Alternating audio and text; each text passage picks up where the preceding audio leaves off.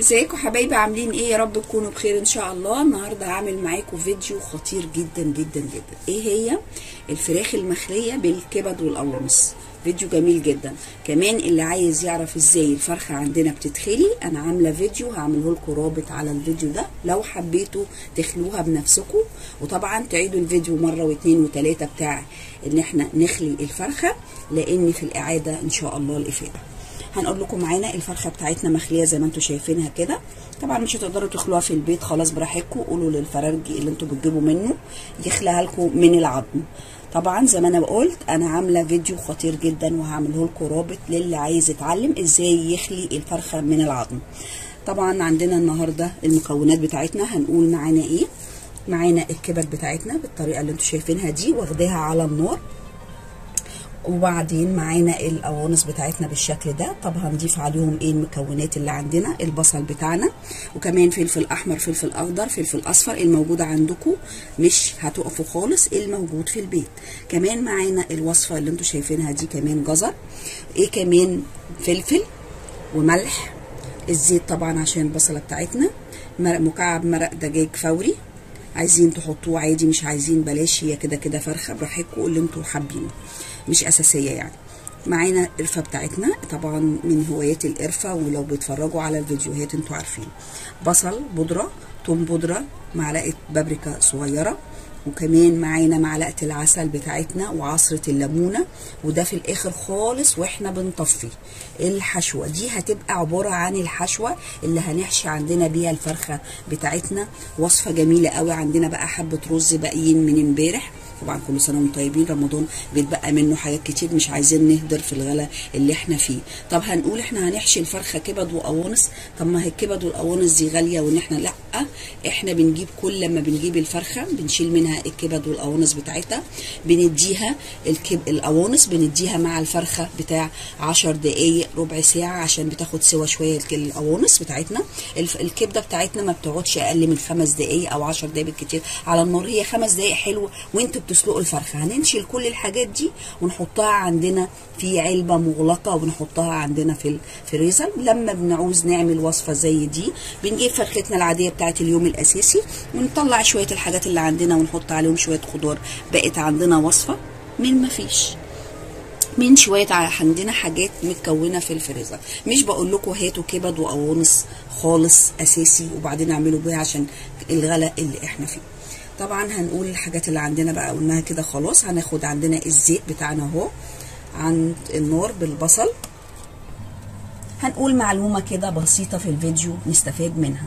جبنا عندنا الطاسه بتاعتنا، طبعا بنغسلها بسفنجه، انتوا عارفين بعد كل، عشان دي تيفال، بعد كل استعمال بنغسلها كويس قوي بالسفنجه والمسحوق اللي عندنا من المواعين.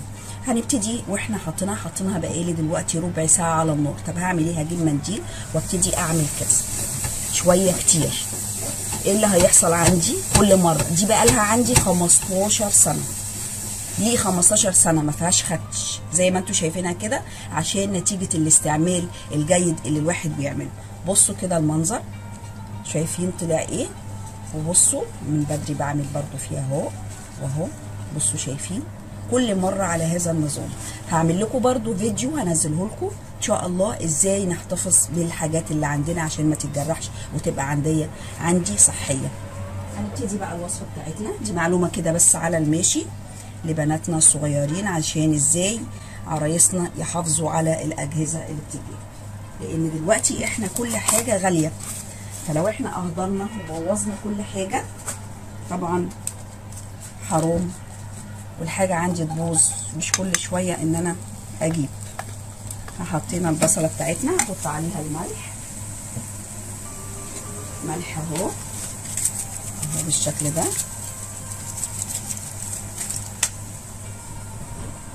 ونقلب شويه كده على النار، حاجات بسيطه بس كده على النار لحد البصله عندي ما تدبل، وبعدين اضيف فيها الكبد والقوانص. هنحط اهو، خدت تتبيله بسيطه. هنحط طبعا القوانص الاول، طبعا انا مسوياها 3/4 سوا كده. هنحطها كده شويه، نحط معاها الفلفل بتاعها بالشكل ده. حطينا الفلفل. بعدين هنحط ايه تاني اهو، هنقلب كده شويه وبعدين نضيف عليها الكبد عندنا. تاخد شويه بس كده الاول على النار. شايفين الكبده عندي عامله لونها عامل ازاي اهي، وردي. ليه؟ لانها مش مستويه سوا كامل على النار. بحطها مع الفرخه بتاعتي وانا بسلقها، وبعدين اقوم شايلاها بقى طبعا معاها برضو القوانص، بس طبعا بنشيلها قبل القوانص بشويه، وبعد كده اسيبهم يبردوا تماما، وبعدين ابتدي اخزنهم عندي لاي وصفه انا عايزاها.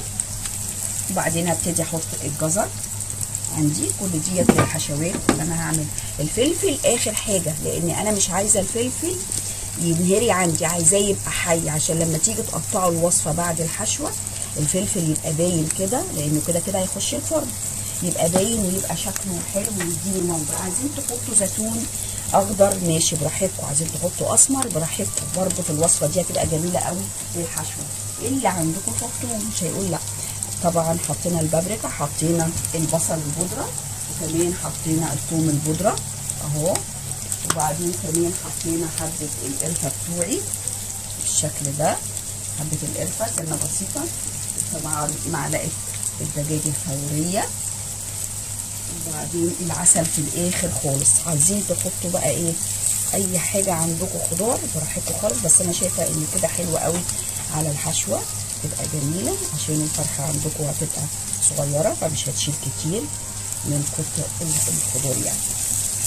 بالشكل ده هنقلبه بقى لحد ما يستوي سوا كامل، ونحط عليه في الاخر خالص معلقه العسل مع عصره الليمونه عشان خاطر طبعا حديد، وبعد كده الفيتامين سي ان شاء الله. هنحط طبعا الفلفل اهو، خلصنا كده اهو، هنقلبه نص قلبه كده بالشكل اللي انتوا شايفينه ده. انا عايزاه زي ما هو مخضر كده يا دوب، بس ايه طول النار، لان كده كده انا هدخله تاني في الحشوه عندي، فعايزاه لما اجي اقطع الحشوه بتاعتي بقى كده في الفراخ الدوريه كده تطلع، تبقى اللون كده زي ما هو شايفه ظاهر وحلو كده وفريش. كمان هنحط بقى، انا دلوقتي هنطفي ونحط معلقه العسل اهو بالشكل ده ونقلب، وبعدين نحط عصره الليمون بالشكل ده ونبتدي هنطفي خلاص كده. الحشوه عندي جاهزه، هنقلب بقى كده. طفيت انا كده خلاص، وابتدي استنى لما تبرد خالص، وابتدي احشي عندي الفرخه بتاعتي وادخلها الفرن. قطعنا فرختنا بالشكل ده بعد ما خليناها من النص. خدنا اول نص هنركنه ونجيب تاني نص اهو بالشكل ده. طبعا هتدقوها بالمدق على كيس تلاجة، تدقوها جامد قوي كده عشان خاطر تبقى طريه بالشكل ده. انا دقيها كده عشان لحمها يبقى طري.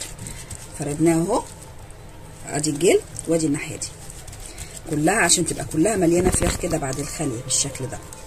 هتدقوها شويه على الوش كده وشويه على الكيس، وتقعدوا تدقوا بقى بالمدق عشان تكبر كمان معايا في اللف. هنحط فيها ايه؟ طبعا هنحط فيها شويه فلفل، طبعا احنا مملحين دي اللي هي الحشوه، وكمان هنملح عندنا ونحط لها برضو التوابل، فلفل اسمر، شويه مرقه فوريه، شويه ملح عندي وصفتي كده لازم بالشكل ده، وشويه قرفه بالشكل ده كده. تحطوا كده على الحاجات بتاعتنا اهو، وانتوا بتملحوا بقى تاخدوا بالكم عشان برضو الحشوه عندي مملحه اهو. هنجيب ستيكس ونحط الحشوه عندي بالشكل ده اهو كده. عايزين زي ما انا قلت نحط زيتون براحتنا خالص. نحط بقى فلفل كده ونوزعه، فلفل احمر عشان يديني مع الوصفه في كده. احنا ممكن نقطعها قطع مدوره كده تديني ايه شكل حلو. طبعا الزيتون الاخضر برده هيدي شكل حلو، او اسمر، ده اللي يريحكم لو حابين تحطوا في الوصفه دي يعني. مش حابين برده براحتكم خالص كده بالشكل ده. اعملوا بقى شويه على حسب القفله عندي وحسب المكان والوسع بتاع الفرخه. وبعدين نبتدي نلفها بالشكل ده، شايفين بالشكل ده. بصوا المنظر بقى كده، شايفين الشكل. اقطع بقى بعد السوا طرنشات كده مدوره على حبه رز باقيين عندنا. طبعا ايام رمضان زي ما انا قلت حاجات كتير بتتبقى، نعمل وصفه جديده خالص نقدر ان احنا كمان نعزم عليها بالشكل ده. هنعمل ايه؟ هنقفل.